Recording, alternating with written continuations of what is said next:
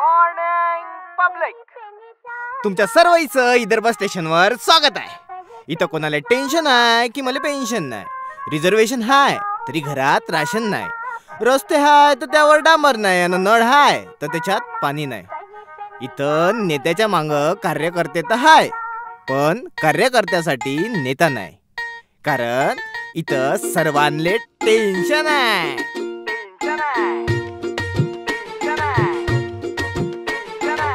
नका घेऊ tension, tension ले मारा ब्रेक. तुमच्या प्रश्नाला मांडू जनते समोर थेट. नका घेऊ टेन्शन, टेन्शन ले मारा ब्रेक.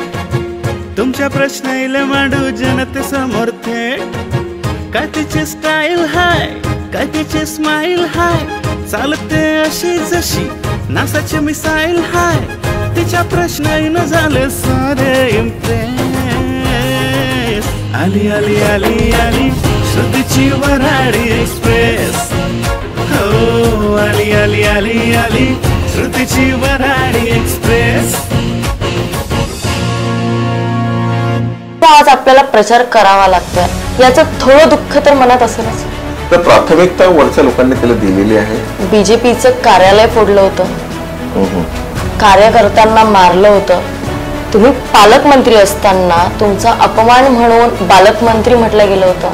नवनीत राणा पाहिजे तर आम्ही नवनीत राणासाठी काम नाही करत. आम्ही भारतीय जनता पार्टीचे आमचे जे नेते नरेंद्र मोदी यांच्यासाठी आम्ही काम करतो. हा एक याच्यामध्ये की आम्ही या तिकीटला धरून म्हणा किंवा या सीटला धरून कसं पाहतो तर आम्ही नरेंद्र मोदींना पाहतो आहे. आम्ही पर्टिक्युलर कुठल्या कॅन्डिडेटला पण आम्ही याच्याकडे मत देत नाही किंवा आम्ही त्याच्याकडे. नमस्कार मंडळी, मी तुमची लाडकी विदर्भाची श्रुतिका गावंडे. अमरावतीचं राजकीय वातावरण कसं तपलाय, किती तपलाय याची जाणीव तुम्हाला मी करून दिलीच आहे. आता विषय असा आहे की भारतीय जनता पक्षानं जी उमेदवारी जाहीर केली आहे नवनीत राणा यांची, त्याला अमरावतीतून विरोध झालाय, बम झालाय. इव्हन भारतीय जनता पार्टी पक्षाच्या सगळ्या कार्यकर्त्यांनी केलाय. पण आता विषय असा आहे की शेवटी उमेदवारी भेटलीच. आता या बाबतीत आपण भारतीय जनता पक्षाचे जे अमरावती जिल्ह्याचे अध्यक्ष आहे त्यांच्याकडे जाऊन आमदार प्रवीण पोटे यांचं मत विचारणार आहोत की नेमकं आता ह्या सगळ्या खिचडीवर त्यांचं मत काय आहे. चला मग दाखवतो तुम्हाला. या सर नमस्कार, तुमचं आमच्या चॅनलमध्ये स्वागत आहे. आणि सगळ्यात पहिला आणि थेट प्रश्न तुम्हाला असा आहे की या वेळेसच्या निवडणुकीत किती इंटरेस्टेड आहात तुम्ही? कसं आहे की भारतीय जनता पार्टीची ही सीट आहे आणि आम्ही प्रथमतः लढवतो आहे. दुसरा असा विषय आहे की आम्ही किती इंटरेस्टेड आहे. नरेंद्रभाई मोदी, देवेंद्र फडणवीस साहेब आणि या महाराष्ट्रामध्ये दुसरे नेते जे आहेत ते आमचे नितीनजी गडकरी. आज या सत्तेमध्ये देवेंद्र फडणवीस, नितीनजी गडकरी आणि सर्व महत्वाचं म्हणजे आमचे नरेंद्रभाई मोदी यांच्यामुळे या सत्तेमध्ये आलो. आणि या महाराष्ट्रात आणि या देशाचा परिवर्तन होताना आपण सगळ्या लोकांनी पाहिलेलं आहे. आता विषय हा आहे की याच्यामध्ये की आम्ही या तिकीटला धरून म्हणा किंवा या सीटला धरून कसं पाहतो तर आम्ही नरेंद्र मोदींना पाहतो आहे. आम्ही पर्टिक्युलर कुठल्या कॅन्डिडेटला पण आम्ही याच्याकडे मत देत नाही किंवा आम्ही त्याच्याकडे फोर्सफुली असा वेगळा विचार करणार नाही. आम्ही या देशाचा विकास कसा होतो आहे, याचं परिवर्तन कसं होत आहे या दृष्टिकोनातून आम्ही याच्याकडे पाहतो आहे. मी मनातल्या तुम्ही माझ्याकडे इंटरव्ह्यू जर पाहिलं असेल तर भारतीय जनता पार्टीने कुठल्याही दगडाला जर शेंदूर लावला तर तो देव होऊ शकतो. मी माझ्या 2-3 इंटरव्ह्यूमध्ये सांगितलेलं आहे. माझं असं मत होतं की भारतीय जनता पार्टीने कुठल्याही दगडाला शेंदूर लावून द्या. आमची जबाबदारी आहे अमरावतीचा एक म्हणजे अध्यक्ष म्हणून किंवा आमचे बाकी जे नेते मंडळी आहे, अमरावती स्थानिक नेते मंडळी, आम्ही सगळ्यांनी ठरवून ठेवलं की आम्हाला यावेळेस निवडणुकीमध्ये आम्हाला प्रूव्ह करायचं आहे भारतीय जनता पार्टीच्या लोकसभेमध्ये हा कॅन्डिडेट गेलाच पाहिजे. आम्ही त्याचं ठरवून ठेवलेलं. तो काही आमच्यासाठी विषय राहिलेला नाही. विषय हा होता कोण देणार, कसं देणार. जोपर्यंत कोणता कॅन्डिडेट समोर येत नाही तोपर्यंत आम्हाला त्याचं काही माहिती नव्हतं. कारण आमच्याकडे कॅन्डिडेटची लिस्ट मोठी होती व कोण देणार आपापल्या व्यथा त्या पद्धतीने मांडल्या गेल्या त्या ठिकाणी. पण सर तुम्ही जरी म्हणताय की पक्षाने कुठल्याही दगडाला शेंदूर लावला तर आम्ही तो एक देव समजून प्रचार सुरू करू. पण कुठेतरी सर ज्या व्यक्तीने बीजेपीचं कार्यालय फोडलं होतं, कार्यकर्त्यांना मारलं होतं, तुम्ही पालकमंत्री असताना तुमचा अपमान म्हणून बालकमंत्री म्हटलं गेलं होतं. हा एक अमरावती जिल्ह्याचाच नाही तर तुमच्या कार्यकर्त्यांचा, बीजेपी पक्षाचा हा अपमान होता. तर त्या व्यक्तींचा आज आपल्याला प्रचार करावा लागतोय, याचं थोडं दुःख तर मनात असेलच. हे पहा कसं आहे तो खूप जेव्हा तो ह्या सगळ्या गोष्टी त्यांनी जेव्हा बोलला तर तेव्हा नवनीत राणा त्या सोबत नव्हती. एक लक्षात घ्या, आम्ही नवनीत राणाचा प्रवेश घेतला. आता नवनीत राणाचा प्रवेश घेतो. आम्ही नवनीत राणासाठी काम नाही करत, आम्ही भारतीय जनता पार्टीचे आमचे जे नेते नरेंद्रभाई मोदी त्यांच्यासाठी आम्ही काम करत आहे. आमच्यासाठी आम्ही कसं आहे तुम्हाला म्हणतो, वैयक्तिक किंवा व्यक्तीशी आम्ही कोणाची पूजा करत नाही. आम्ही पूजा करतो आमच्या भारत मातेची, आणि भारत मातेसाठी काम करणाऱ्या व्यक्तींची आम्ही पूजा करतो. ते आहे नरेंद्रभाई मोदी. आम्ही त्यासाठी काम करतो, आम्ही वैयक्तिक नावासाठी आम्ही काम नाही करत. नरेंद्र मोदींच्या कॅन्डिडेटसाठी तुम्ही प्रचार करणार आहात किंवा काम करणार आहात, पण व्यक्तिशः जो तुमचा विरोध नवनीत राणांना होता काल, तो आजही आहे असं समजू शकतो? नाही, कसं आहे तो म्हणतो, जोपर्यंत एखाद्या व्यक्तीला तिकीट देत नाही पार्टी, तोपर्यंत आमच्या इथे असलेले पदाधिकारी आहे, कार्यकर्ते आहे, ज्या पद्धतीने आपण तुम्ही सांगितलं ऑफिस फोडलं, पालकमंत्री म्हटलं, अनेक आमच्या नेत्यांचा त्यांनी अपमान केला. पण ज्या दिवशी पार्टीच्या वरतून आम्हाला आदेश आले, पार्टीने त्याला तिकीट दिले, तर आम्ही त्याला समजून घेतलं की जे काही त्यांनी केलं असेल त्यांना नादानीत केलं असेल असं आम्ही गृहीत पकडलेलं आहे. त्या दृष्टिकोनातून आम्ही नरेंद्रभाई मोदींसाठी यावरती काम करतोय. त्या दृष्टिकोनातून आम्ही त्याला मदत करणार आहे, कारण आम्ही त्याला वैयक्तिकशा मदत करणार नाही, आम्ही त्याला मदत करतोय नरेंद्रभाई मोदींसाठी. अमरावती जिल्ह्यातून हात वर करणारा व्यक्ती इथे आला पाहिजे, त्या दृष्टिकोनातून काम करतोय. ठीक आहे. आणि सर, तुम्ही जसं म्हटलं की बीजेपी पक्षाने घेतलेला निर्णय ही आमची जबाबदारी आहे, पण इथले सगळे कार्यकर्ते नाराज असतानाही बीजेपीने तुम्हाला समजून घेतलं नाही, याची खंत वाटत नाही का? कारण इतक्या वर्षांपासून जे कार्यकर्ते बीजेपी भारतीय जनता पक्षासाठी लढत आहे, काम करत आहे, आता इतक्या वर्षानंतर जेव्हा बीजेपीचा एक कॅन्डिडेट उभा राहतो तर तो प्रॉपर बीजेपीतलाच असावा अशी तुमची इच्छा होती? नाही, पहा कसं आहे याच्यामध्ये की सगळ्यात महत्त्वाचा विषय आपण एक समजून घेतला पाहिजे की ही रिझर्वेशन कॅटेगरीची सीट आहे, ही अशी ओपन सीट नाही आहे. ज्या दिवशी ओपन सीट होईल त्या दिवशी तुम्हाला सांगतो की 1000 लोक फॉर्म भरतील नाही जिल्ह्यामध्ये. भारतीय जनता पार्टीचा प्रत्येक उमेदवाराला किंवा प्रत्येक आमच्या कार्यकर्त्याला, पदाधिकाऱ्याला असं वाटतं की मी लोकसभेमध्ये गेलो पाहिजे, विधानसभेत गेलो, प्रत्येकाला वाटेल. आज जवळपास 1,40 कोटी जनता, प्रत्येकाला वाटतं कोणी आमदार झाला पाहिजे, कोणी खासदार झाला, स्वाभाविक आहे.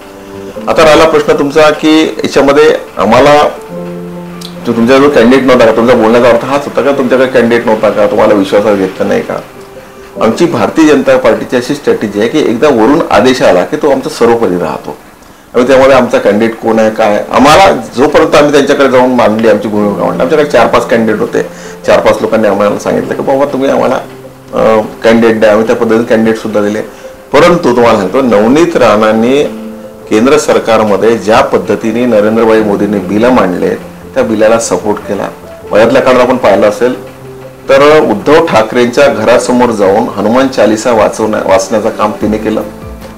अनेक गोष्टी हिंदुत्वावर तिने केल्या. तर प्राथमिकता वरच्या लोकांनी त्याला दिलेली आहे. आणि सर, तुम्ही हा मुद्दा काढला म्हणून मला एक प्रश्न विचारावासा वाटत आहे. अमरावती जिल्ह्यासाठी प्रमुख 3 कामे कोणती केली खासदारांनी असं तुम्हाला वाटतं? हा, तुम्हाला एक सांगतो की अमरावती जिल्ह्याच नाही तर काही ठराविक खासदार जर सोडले तर फार कोणी कामं केले असं मला म्हणता येणार नाही. काम करणारी पार्टी ही नरेंद्र मोदींच्या मार्गदर्शनामध्ये, नरेंद्र मोदींच्या छत्रछायाखाली नितीनजी गडकरी साहेब असेल की महाराष्ट्राचे आमचे उपमुख्यमंत्री देवेंद्र फडणवीस साहेब असेल, त्यांनी काम केलं. 19 ते 14 ते 19 या जेव्हा आपल्या महाराष्ट्रामध्ये भारतीय जनता पार्टी सरकार होते तेव्हा मी स्वतः देवेंद्र फडणवीस साहेबांच्या मार्गदर्शनामध्ये जवळपास 23 ते 24 हजार कोटी इतकं कामं अमरावती जिल्ह्यामध्ये, हा इतिहास आहे. याच्या आधी असं कामच झालेलं नाही. आता संपूर्ण जिल्ह्यात जर पाहिलं तर मला सांगतो, पुन्हा देशात जर पाहिलं तर हजारो कोटी, लाखो कोटी रुपयाची कामं आहेत ही तुम्हाला सांगतो की फक्त केंद्र सरकारने केलं. याच्यामध्ये काय फार कॉन्ट्रीब्युशन कुठल्या एखाद्या खासदाराचं म्हणा किंवा फार येत नसतं त्याच्यामध्ये.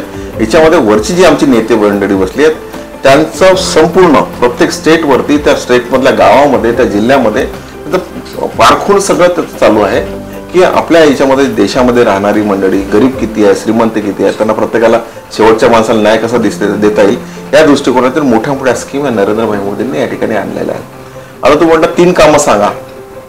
आता तुम्हाला सांगतो की कामं असे सांगणं फार काही सोपे नाही आहे. तुम्हाला सांगतो की त्यांनी जे काही कामं मागितले असेल, त्यांनी त्यांच्या पद्धतीने काय कामं मांडले असतील तर मला माहित नाही. पण आज जो काही आपण पाहतो आहे, नरेंद्रभाई मोदी, देवेंद्र फडणवीस साहेब, नितीनजी गडकरी यांच्या अंतर्गत या जिल्ह्यामध्ये किंवा इतर ठिकाणी सुद्धा मोठ्या प्रमाणात काम आपल्याला पाहायला मिळतात. पर्टिक्युलर कुठलंही काम, आता मी सांगितलं तुम्हाला 23-24 हजार कोटीचे कामं केले, मी प्रवीण पोटे म्हणून कामं केलेली नाही. मी भारतीय जनता पार्टीचा एक मंत्री म्हणून मला ती अपॉर्च्युनिटी होती. मी तिथे त्या ठिकाणी मांडले की या ठिकाणी हे 4 रस्ते झाले पाहिजे, या ठिकाणी ही गोष्ट झाली पाहिजे, इथे शाळा झाली पाहिजे, या ठिकाणी मेडिकल कॉलेज झाले पाहिजे, या ठिकाणी विमानतळ झालं पाहिजे, इथे या ठिकाणी MIDC झाली पाहिजे. म्हणजे त्या ज्या गोष्टी मांडल्या त्या गोष्टीमधून आमचे देवेंद्र फडणवीस साहेबांनी महाराष्ट्राच्या त्यांच्या याच्यामध्ये बसून फायनान्समध्ये बसून ह्या सगळ्या गोष्टी त्यांनी मदत केली. आज या ठिकाणी जर पाहिलं तर मित्रा पार्क हा मोठा पार्क, या देशामध्ये 7 पार्क वाटले गेले, त्यातला अमरावतीचा हे प्रमुख झाला. अमरावतीचा का प्रमुख झाला तर तुम्हाला सांगतो 2014च्या आधी जर आपण पाहिलं तर ही MIDC 0 होती. त्या ठिकाणी तुम्हाला सांगतो टेक्सटाईल पार्क आमच्या देवेंद्र फडणवीस साहेबांनी त्यांच्या मार्गदर्शन, जर मी जरी मंत्री असेल मी वारंवार त्यांच्यासाठी नाव घेतो, मी त्यामध्ये छोटासा एक घटक होतो आणि मला ते अपॉर्च्युनिटी फक्त त्याच्या नजरेसमोर मला आणायचं होतं की बाबा आपल्याकडे कॉटन जास्त प्रमाणात पिकतोय दर्यापूर या मतदारसंघामध्ये किंवा दर्यापूर या विभागामध्ये किंवा अमरावती जिल्ह्यामध्ये मोठ्या प्रमाणात कॉटनचा उत्पादन आहे, त्यामुळे आपल्याला इथे टेक्सटाईल पार्क झाला पाहिजे या दृष्टिकोनातून त्यांना आम्ही सूचना केली, त्यांना विनंती केली आणि त्यांनी त्या ठिकाणी हा मोठा एक टेक्सटाईल पार्क या ठिकाणी दिला. त्यानंतर काय झालं की बाबा सगळ्यात मोठा टेक्सटाईल पार्क दिल्यानंतर नवीन आपला केंद्र सरकार म्हणून आलेल्या काही योजना आहेत टेक्सटाईलला धरून, तो या ठिकाणी आमच्या ठिकाणी STP प्लांट सगळ्यात मोठा विदर्भ मराठवाडा विदर्भामधला सगळ्यात मोठा STP प्लांट आहे. आपल्या इथे अपर धरण आहे, खूप मोठ्या प्रमाणात पाण्याची व्यवस्था आहे, त्यामुळे आपल्याला या ठिकाणी अमरावती जिल्ह्यामध्ये 7 स्टेटमध्ये दिला, त्यातला 7वा स्टेट आपला अमरावती जिल्हा आहे. या ठिकाणी आपल्याला MIDC मध्ये एकंदरीत याचं श्रेय खासदारांना जातं का? नाही, तुम्हाला सांगतो पहा कसं आहे, खासदार हा वैयक्तिकरित्या जेव्हा मांडत असतो त्याचे ते सगळं, जसं मी सांगितलं की मी मंत्री असताना मी माझ्या गोष्टी मांडल्या, पण जे काही हालचाल होते ज्या काही गोष्टी होतात त्या वरतूनच होतात. नरेंद्रभाई मोदी, देवेंद्र फडणवीस किंवा नितीनजी गडकरी यांच्या मार्फतच काम होते.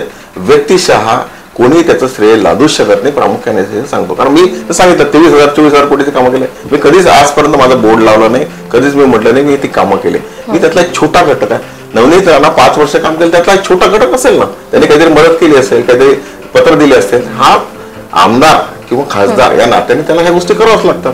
किंवा माझ्या जिल्ह्यात हे काम कमी आहे, मला काहीतरी करता आलं पाहिजे, मला स्वतःला प्रूव्ह करता आलं पाहिजे, करावंच लागतंय. कारण जनतेमधून आपण जेव्हा निवडून येतो, आज जवळपास 10 लाख 12 लाख 17-18 लाख लोकांमधून आपण 4-5 लाख मतं घेतो, त्यातून निवडून येतो, जनतेसाठी आपल्याला सेवा करावं लागते. कारण त्या दृष्टिकोनात सगळं काम आणि सेवा करतील नवनीत राणा असा तुमचा विश्वास आहे? हो, तुम्हाला एक सांगतो, या देशामध्ये नरेंद्रभाई मोदींच्या सरकारमध्ये जे काही लोकसभेमध्ये जे काही जाणारे लोक आहेत ते सेवाच करतील. आणि तुम्हाला सांगतो की प्राथमिकता आता आमच्या इथे त्यांनी आम्हाला सगळ्या गोष्टी मांडल्या, म्हणजे मागितल्या किंवा आमचा जो अजेंडा तयार करायचा या देशामध्ये येणाऱ्या 24 पासून येणाऱ्या 30 पर्यंत या देशाचा कोणता बदल असला पाहिजे, तर आमच्या छोट्या कार्यकर्त्याला सुद्धा नरेंद्रभाई मोदींच्या ऑफिसमधून आम्हाला त्यांच्याकडनं काही गोष्टी मागितल्या गेल्या किंवा तुमच्या जिल्ह्यामध्ये काय काय पाहिजे, तुम्हाला काय अपेक्षित आहे, मला विचारलं गेलं.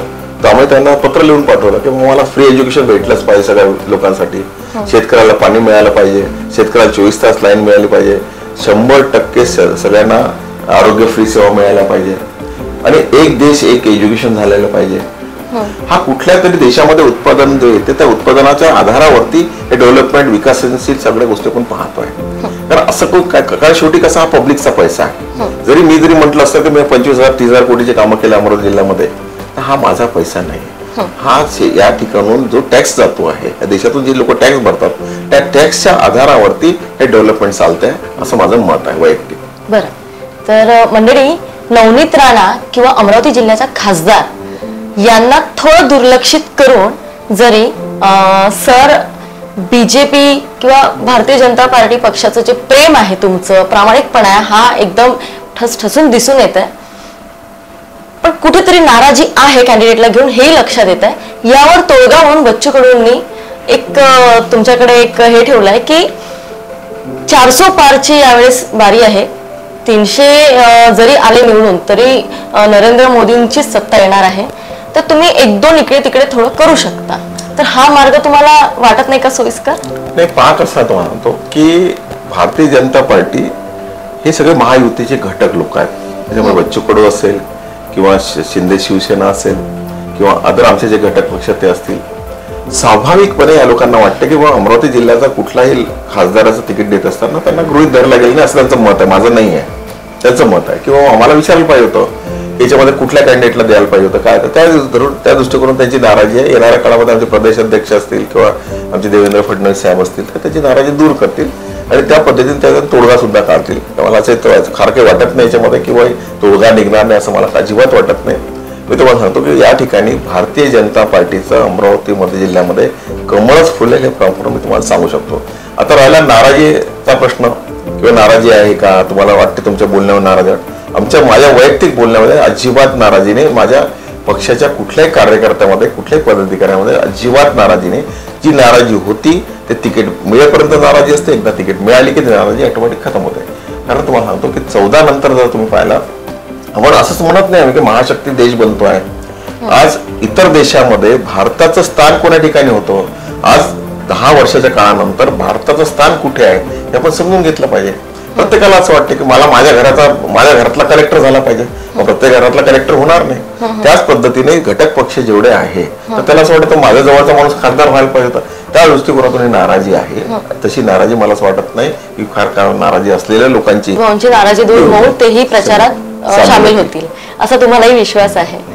सर, तुमच्या नेतृत्वात नागपूरला तुम्ही सगळे कार्यकर्ते घेऊन गेले होते की नवनीत राणा यांना तिकीट मिळू नये याबद्दल तुमची नाराजी होती, पण तरीही तिकीट मिळाली. कुठेतरी पक्षाने तुमचा विचार केला नाही किंवा तुमची नाराजी समजून घेतली नाही, असाच याचा एक समज आम्ही काढू शकतो. यावर तुमचं काय मत आहे? तुम्हाला सांगतो की मी आधीच या ठिकाणी सांगितलं की नाराजी म्हणून आम्ही गेलो नव्हतो. तुम्हाला सांगतो मी जिल्हा अध्यक्ष आहे. माझ्याकडे असलेले आमचे जे पदाधिकारी, माझ्या इकडे काम आमच्या भारतीय जनता पार्टीचं काम करणारी पदाधिकारी आहे ही 40-50 वर्षापासून 45 वर्षापासून, मी तर या पार्टीमध्ये 12-13 वर्षातच झालो आहे. पण माझ्या काही लोक अनेक सिनियर, मी फक्त जिल्ह्याचा अध्यक्ष या नात्याने मला जाणं त्यांच्यासुद्धा गरजेचं आहे आणि मी गेलो सुद्धा. पण तुम्हाला एक सांगतो जेव्हा सगळ्यात महत्वाचा एक विषय हा आहे की त्यांनी नाराजी ही रवी राणाबद्दल डिक्लेअर केली, नवनीत राणाबद्दल डिक्लेअर नाही केली, लक्षात घ्या. पण नवनीत राणा फार वेगळं आहे का? नाही, कसं आहे तुम्हाला सांगतो की आता मला सांगा 2 भाऊ आहे, नवरा बायकोचं पट्टे काय पाहिलं का आपण तुम्ही? पण त्यांचं पट्ट ते तर असू द्या विषय. पण आता आमचा तुम्हाला सांगतो की आमचा विषय कोणाबद्दल होता, आमचा विषय होता रवी राणाबद्दल. रवी राणाने आता तुम्हाला सांगतो की त्यात किरण पातुरकर आहे, रवी खांडेकर आहे, किरणताई मोहल्ले आहेत, निवेदिता चौधरी आहेत, जयंत डेहनकर आहे, शिवराय कुलकर्णी आहे, दिनेश सूर्यवंशी आहे, तुषार भारती आहे, प्रशांत शेगोकार आहेत, चेतन गावंडे आहे, चेतन पवार आहे, ही सगळी लोक जुनी आहे. मला एक सांगा, त्यांना असं वाटत होतं की बाबा ह्या सगळं ह्या जे करत आहे त्यामुळे आम्हाला कुठेतरी विचारलं गेलं पाहिजे, आम्हाला कुठेतरी सांगितलं गेलं पाहिजे, आमची कुठेतरी याच्या ठिकाणी मांडणी झाली पाहिजे. तेव्हा सांगतो की आम्हाला 15 ते 20 मिनिटं जो आमचा त्या ठिकाणी आमची जी चर्चा झाली, 15-20 मिनिटाच्या काळामध्ये जवळपास 90 म्हणजे 90% चर्चा ही फक्त ना फक्त आमच्या संघटनेवरती झाली की हा कॅन्डिडेट बदलून द्या किंवा तो कॅन्डिडेट, हा आमची चर्चा नाही आहे. म्हणतो कसं असतं म्हणलं तर प्रत्येकाच्या मनामध्ये जो काही व्यथा असते त्या व्यथा त्या ठिकाणी मांडल्या, पण त्या व्यथा फार एक 10% मध्ये मांडल्या गेल्या. कारण कसा पक्षाची स्ट्रॅटेजी अशी आहे की हा जो पक्ष आहे हा लाईन मध्ये चालणारा पक्ष आहे, सुसंस्कृत पक्ष आहे. याच्यामध्ये नाराजी अमरेशपणा हा चालत नाही. एकदा निर्णय वरस्थितीने निर्णय घेतला तो सर्वपरी सगळ्यांच्या डोक्यात राहतो. पण तुम्हाला सांगतो की कसं आहे की आज प्रत्यक्ष जर पाहिलं तर एका घरात 4 लोक राहतात, प्रत्येकाचा एकमेकाचं पटत नाही. आमच्या इथेच एकमेकाचा सगळ्या गोष्टी चालतील, एकमेकाची पटण्याचा विषय राहत नाही, तर हा सगळा विषय चालत राहतो. पण कालांतराने तुम्हाला सांगतो हा विषय थांबत असतो. आज त्यांची सीट डिक्लेअर केल्यानंतर 100% आमची जबाबदारी आहे की नवीन काम जे करतो भारतीय जनता पार्टीचे कार्यकर्ते पदाधिकारी भारतीय जनता पार्टीसाठी करतो. आम्ही नवनीत राणासाठी काम करत नाही किंवा आम्ही रवी राणासाठी काम करत नाही. रवी राणा आमच्या पार्टीचा कोणी आहेच नाही सध्या, तो काही आमच्या पक्षात आलेला नाही आहे. आमच्या पक्षात नवनीत राणा आलेली आहे. त्यामुळे नवनीत राणाला जिंकून आणणे आणि आमच्या अमरावती जिल्ह्यातून संसदेमध्ये हात वर करण्यासाठी आमची त्यांना पाठवणे ही आमची जबाबदारी आहे. आम्ही पाठवू 100%. हे प्रामुख्याने हा विषय आपण सगळ्यांनी समजून घेतला पाहिजे. कुठेतरी एक अपेक्षा अशी होती जनतेची की जात प्रमाणपत्राचा निकाल लागल्यानंतर भारतीय जनता पार्टी निर्णय घेईल की त्यांना उमेदवारी द्यायची की नाही द्यायची. पण हा निकाल लागण्याच्या आधीच उमेदवारी मिळाल्यानं त्यातल्या त्यात बावनकुळे साहेबांनी असं म्हटलंय की निकाल काय लागूनच जाईल. तर या विषयांवरून जेव्हा म्हणजे जनतेने न्याय व्यवस्थेवर विश्वास ठेवायचा की नाही ठेवायचा, की जर एकदा बीजेपी पक्षात आपण गेलो भारतीय जनता पार्टीत की मग सगळे आपल्यावरचे जे काही आरोप आहेत ते निघून जातील, असाच समज ठेवायचा. नाही, कसं आहे तो म्हणतो की याच्या आधी जे फायनल स्टेजला त्यांचं आलेलं होतं त्यामधलं मला फार काही नॉलेज नाही, कारण मी काय न्याय व्यवस्थेवरती बोलणं माझं काही योग्यता एवढी नाही आहे. पण मला असं वाटतं की हे सगळ्या गोष्टी त्यांना स्वतःना माहिती आहे, त्या दृष्टिकोनातून त्यांना तिकीट डिक्लेअर केली असेल. ते काय आहे मला त्यात फार सांगता येणार नाही, कारण मला त्याच्यात नॉलेजच नाही बेसिक त्याचे. कारण हे सगळे सांगतो मी तेव्हा मी अमेरिकेमध्ये होतो, मधल्या काळामध्ये मी दुबईमध्ये होतो. कारण माझा हा जो विषय आहे, मी तुम्हाला सांगतो, मी जरी राजकीय नेता जरी असलो किंवा राजकीय छोटा कार्यकर्ता जरी असलो, तर माझं हे राजकीय हे जे आहे माझं रोजचं काम नाही समजत. मला रोज लोकांना भेटणे, लोकांच्या समस्या ऐकून घेणे हा मला याच्यात जास्त. पण वेगळ्या काही गोष्टी करतो त्या दृष्टिकोनातून मी बाहेर होतो. त्यांचा जेव्हा रिझल्ट आला किंवा काय मला अजिबात माहित नाही. उच्च न्यायालयाने एक निर्णय दिलाय की त्यांचं जात प्रमाणपत्र हे खोटं आहे, त्यानंतर त्या सुप्रीम कोर्टात दिला. जात प्रमाणपत्र जर खोटं आहे असं न्यायाधीश जर मत असेल किंवा न्याय व्यवस्था जर मत असेल, तर मला असं वाटतं की त्यांनी न्याय दिला, हे दिलं असतं ना. कदाचित तुम्हाला सांगतो की त्यांनी काय मांडलं हे की मी पाहिलं नाही, कुठे काय दिसतंय हे मला माहिती नाही. तर त्या दृष्टिकोन त्यांनी स्वतः सांगितलं, त्या बेसवरतीच आमच्या प्रदेशाध्यक्षांनी एखादी गोष्ट म्हटली असेल. मला वाटत नाही की प्रदेशाध्यक्ष काही चुकीचं बोलतील म्हणून. बरं, तर अमरावती जनतेतून एक सूर असा निघालाय की मोदी तुझसे बैर नाही पण राणा तेरी खैर नाही. तर आता प्रचार सुरू, म्हणजे प्रचारार्थी म्हणा किंवा एक जनतेला तुम्ही भारतीय जनता पार्टी पक्षाला वोट द्या यासाठी म्हणून तुम्ही समजूत कशी काढा? मला सांगतो 1 तारखेला आमची एक कॉमन मीटिंग आहे. भारतीय जनता पार्टीचे पदाधिकारी आहेत, कार्यकर्ते आहेत, आमचे संघटन मंत्री आहेत, डॉक्टर उपेंद्रजी कोठेकर आहेत, म्हणजे प्रदेश अध्यक्ष बावनकुळे साहेब आहेत, ते येणार आहेत. आणि ते ज्या ज्या लोकांना काही असेल तर त्या पद्धतीने त्याची चर्चा होईल. पण तुम्हाला सांगतो, मी पहिलेही सांगितलं की एकदा पार्टीने निर्णय घेतला की बाबा तुम्हाला याच्यामध्ये उडी टाकायची आहे, तर तुम्हाला सांगतो की आमचे हा कॅडर बेस पक्ष आहे. निर्णय घेतला तर फायनल आहे, त्यामध्ये कुठे चेंज होत नाही. त्यामुळे याच्यामध्ये काही बदलाचा किंवा कुठला विषय राहणार नाही. आम्ही सगळे मिळून, कारण आता फॉर्म अजून भरायचाच आहे, आम्ही फॉर्म भरणार आहे 4 तारखेला. आमचं ठरलेलं डिसाईड आहे की आम्ही जवळपास 40-50 हजार लोक आणू फॉर्म भरताना. आणि त्यामध्ये आमचे देवेंद्रजी फडणवीस साहेब येणार आहे, आमचे प्रदेश अध्यक्ष येणार आहेत, आमचे बाकी नेते येणार आहेत. त्या पद्धतीने आम्ही काम करू. आता तुम्ही पाहाल ना, मी तुम्हाला सांगतो या जिल्ह्यामध्ये कोणी किती उभं राहिलं तर भारतीय जनता पार्टीचा त्या ठिकाणी झेंडा लागेल.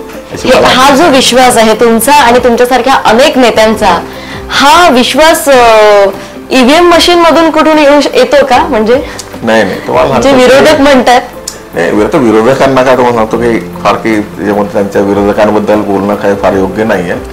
परंतु विरोधकांना आता बोलण्यासारखं काही नसल्यामुळे त्या ईव्हीएम मशीनवरती किंवा अनेक गोष्टी ते कॉमेंट्स करतात. त्यावर मला काही फार त्या विरोधका इतकं बोलणं मी काही तेवढे माझी योग्यता नाही आहे. सगळ्यात मी पहिलेच सांगितलं की मी राजकारणावर 13-14 वर्षामध्ये काम केलेलं आहे आणि मी त्या काही योग्यतेचा नाही. ईव्हीएम मशीनचं काय, कोण काय बद्दल बोलतं त्याबद्दल मला फार काही बोलण्यासारखं नाही वाटत नाही.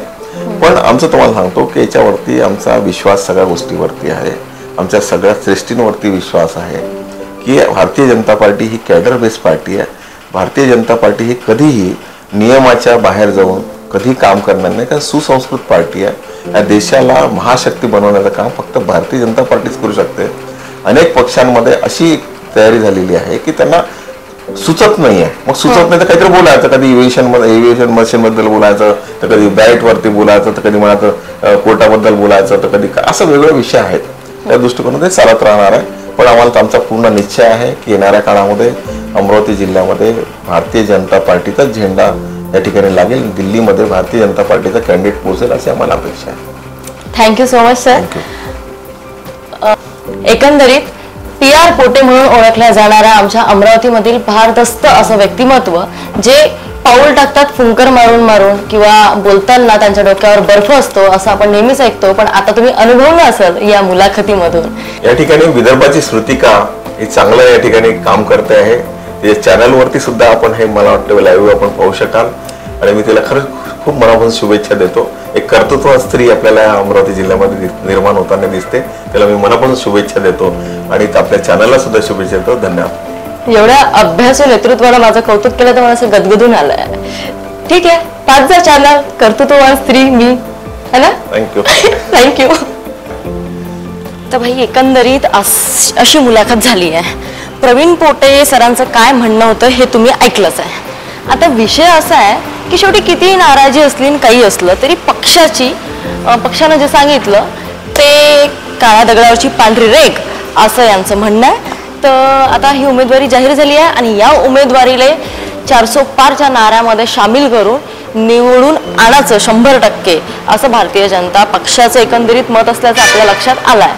तर आता कोण खासदार बनते कोण नाही बनत अजून काय होते कसा प्रचार होते मी आहेच तुम्हाला दाखवले. चला मग अशी व्हिडिओ अजून पाहण्यासाठी चॅनलला सबस्क्राईब करून ठेवा. बस थँक्यू.